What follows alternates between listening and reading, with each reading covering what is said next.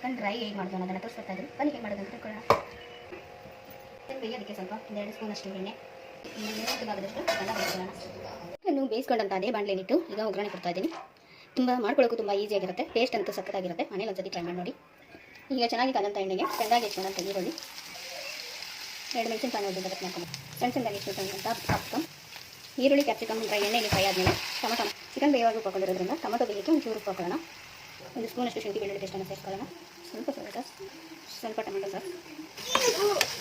ಈ ರೀತಿ ಎಲ್ಲನೂ ಚೆನ್ನಾಗಿ ಎಣ್ಣೆಗೆ ಫ್ರೈ ಮಾಡ್ಕೊಬೇಕು.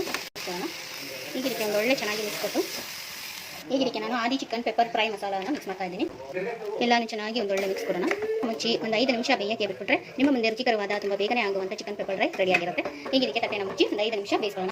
ಈಗ ನಿಮ್ಮ ಮುಂದೆ ರುಚಿಕರವಾದ ಈಸಿಯಾಗಿ ಮಾಡಿಕೊಳ್ಳುವಂಥ ಬ್ಯಾಚಲರ್ಸ್ ಕೂಡ ಮಾಡಿಕೊಳ್ಳುವಂಥ ಚಿಕನ್ ಫ್ರೈ ರೆಡಿಯಾಗಿದೆ.